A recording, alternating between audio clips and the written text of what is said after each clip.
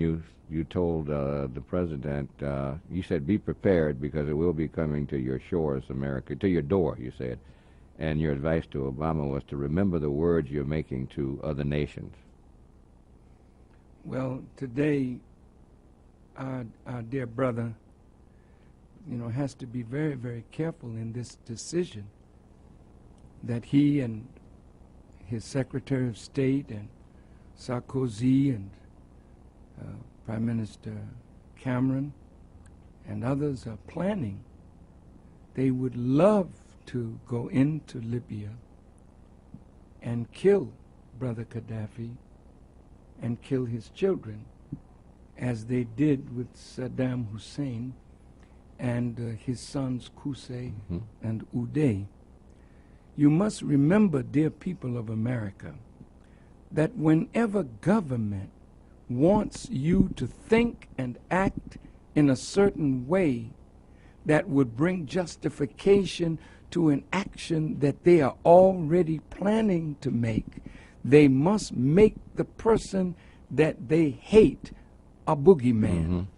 Now, nobody wants civil war. It is the bloodiest of all kinds of wars because you're fighting your own brothers. You're fighting the people of your own language and culture and history.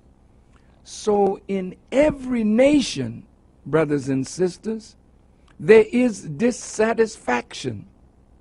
And what the CIA does is go into a country and move among the people that are dissatisfied to stimulate a revolt against a leader that they don't like because they want regime change. I want to be specific.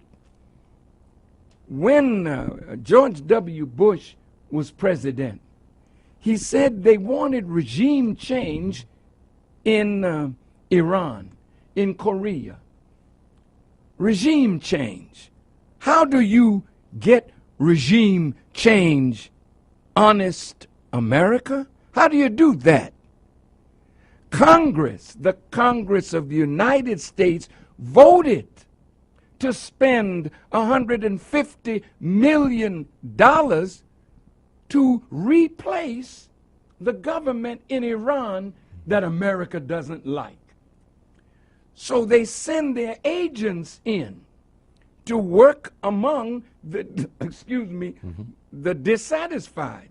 So when they had this election and the people in Iran rose up, they have legitimate grievances, all right, but stimulated from the outside. So President Obama didn't want to put his foot into that cage lest somebody say America inspired it, because it was America's policy to destabilize that government. Well, what about Libya? See, how much money is being spent to arm the so-called rebels? They're dissatisfied. Well, what is their dissatisfaction about? Do they have jobs? Yes. Do they have food? Yes. Has Gaddafi used the oil money to build Libya? Yes. Did Gaddafi use oil money and discover water under the Sahara Desert and brought that water to the surface and brought water from Benghazi all the way to the border almost of Tunisia?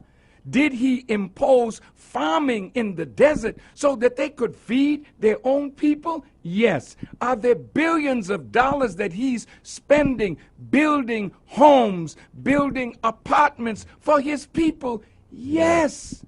So something is under this.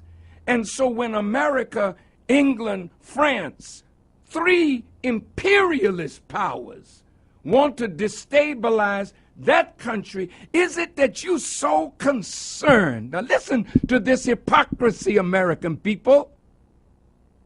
Is it that you're so concerned over the blood that is being shed in Libya when you look the other way when the Israeli Defense Force was bombing the innocent people of Gaza? unarmed men, women, and children, but our government looked the other way.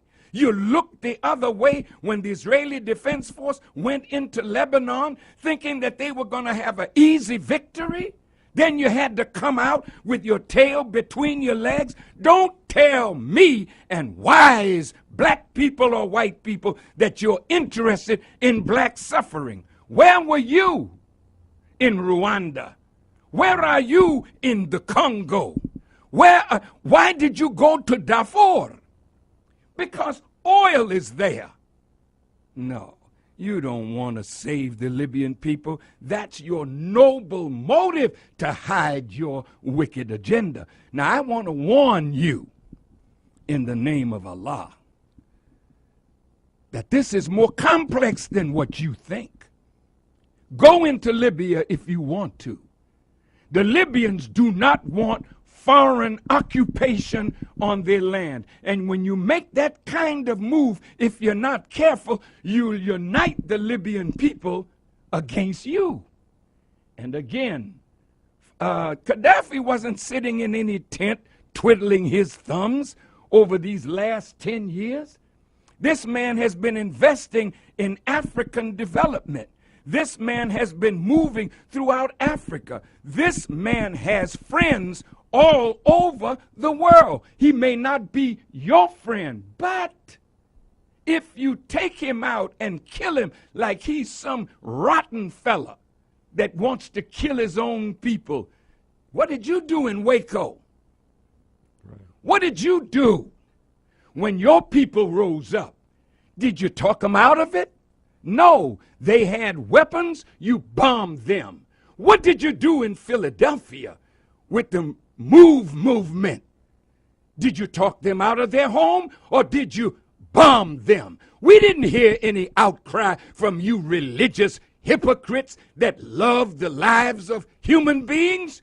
You're a liar and a hypocrite. And I warn my brother, don't you let these wicked demons move you in a direction that will absolutely ruin your future with your people in Africa and throughout the world. They don't like the way you handle Mubarak. They don't like the way you're handling the situation in the Arab world. So I would advise you to be careful and move with wisdom and skill.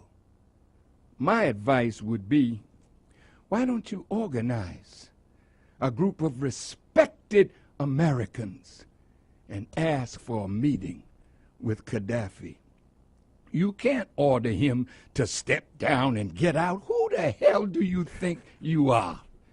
That you can talk to a man that built a country over 42 years and ask him step down and get out? Can anybody ask you? Well, there's a lot now going to ask you to step out of the White House because they don't want no black face in the White House. Be careful, brother, how you handle this situation because it is coming to America. It has already started. Look in Wisconsin.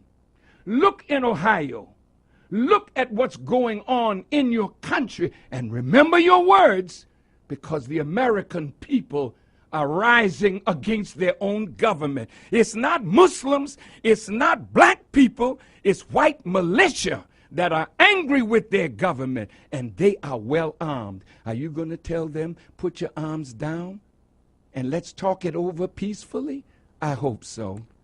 But if not, America will be bathed in blood, not because Farrakhan said so, but because the dissatisfaction in America has reached the boiling point. Be careful how you manipulate the dissatisfaction in Libya and other parts of the Muslim world. The Honorable Minister, Louis Farrakhan. More intelligent conversation with